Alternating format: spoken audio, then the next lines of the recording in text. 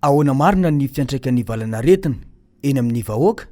Efa ho 3 volana mahery izao no miatrika ny valan'aretina coronavirus isika eto Madagasikara.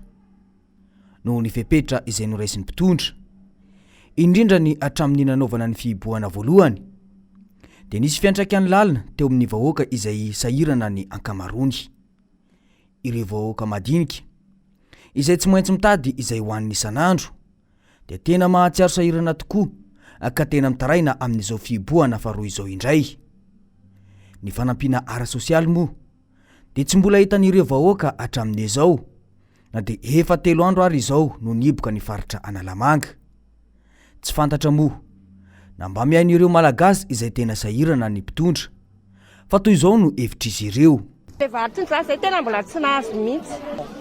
Zay zany sahirana amin'ny faritra be fihetsika ty dia mba metaetanay zany mba tena isaka ny tokantrano le ana fa tsy mepitapita hoe atsy na eroa fa mba raisinay amin'ny zelotra isaky ny baravarana le zatra omenanay. Netaketako zany dia tokony aterina isakita isa tokantrano le fanampiana satria vao maisa indray miparitaka be le tangorona be olona maka le fanampiana dia tokony aterina isa tokantrano. Tena tsy nahazo mihitsy na hatramin'izao na fanampiana varina ina tsisy mihitsy, nefa izay mitaiza kely efatra ny zanakay tsy mba nahazo vaza mba nidingadinganina le izy, mba tokony aterina isan-trano le fanampiana.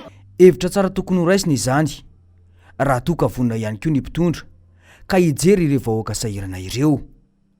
Izao fitavozavozana amin'ny fandraisana fanapahan-kevitra izao no mitarika ny tsy fahombiazana amin'ny ady atao amin'ity valan'aretina ity.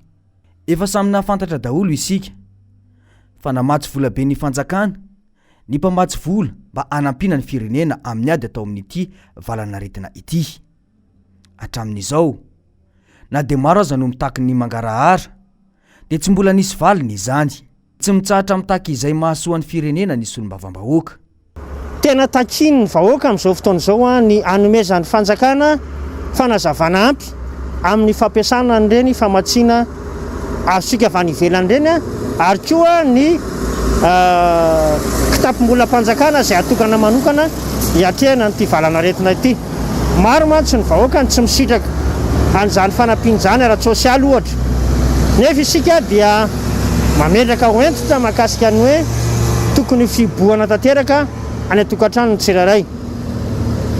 Voatery anefa ireo vahoaka ireo zany mivoaka mitady an'izay aniko hoanina izay isan'andro, ka tokony handray fanapahan-kevitra ny fitondram-panjakana ny hitondra famatsiana ara-tsosialy ho an'ny vahoaka, ary koa mitondra ny fanazavana ampy mahakasika ny fampiasana ny vola izay azosika avy any ivelany.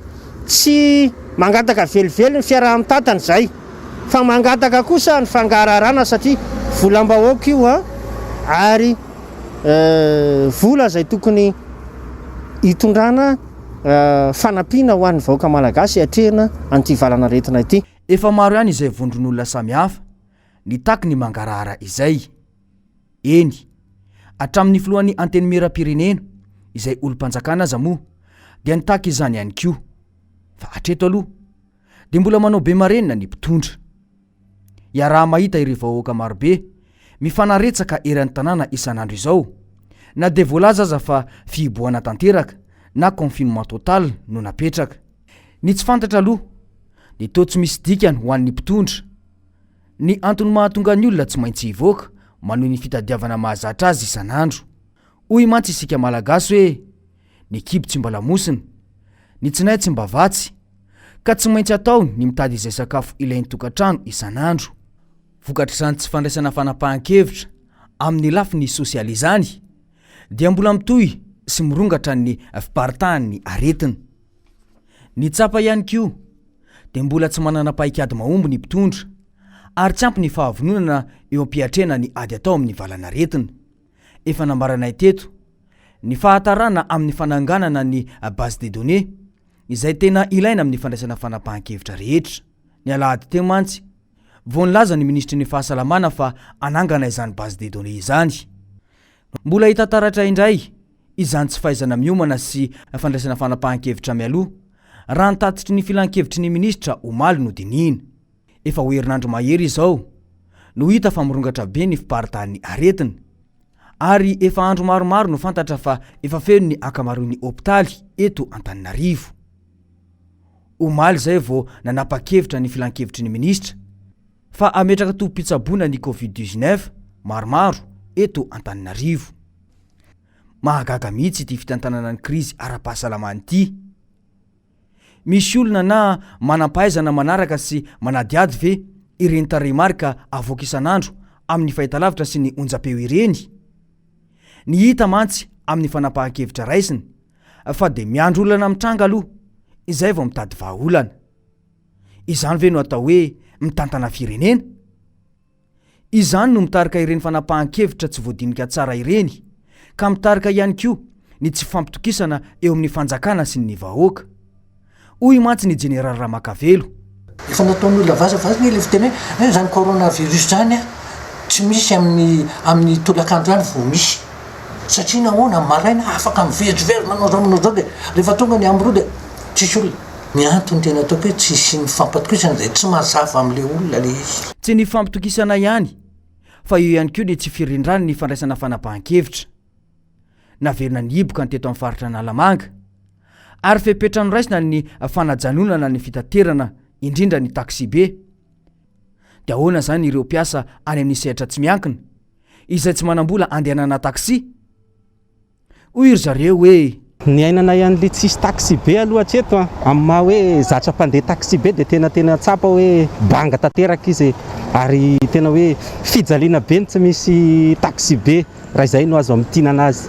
Tena hoe banga za zao avy nisy zavatra tsy maintsy nataoko tany 67 nefa za mody any Androndra de tsy maintsy mandeha tongotra satria tsisy ny bis de tsy afaka manao ininina.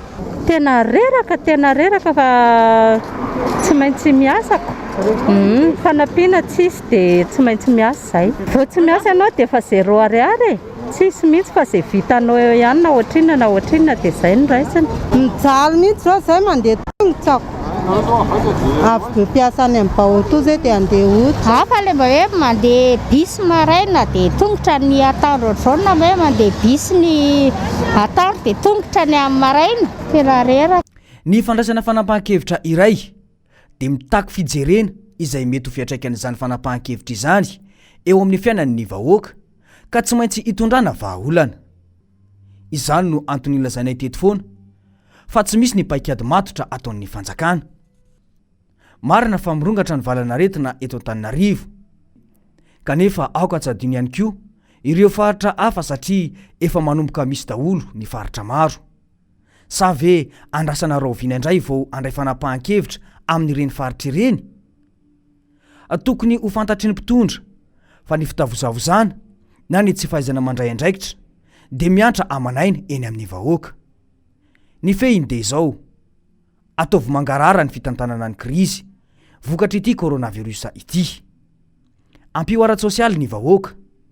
Ataovy mazava ny paikady satria mbola lavitra ihany ny fifehezana ity Valan'Aretina ity.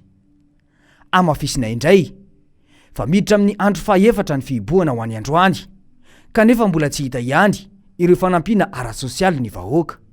Fa ahoana marina?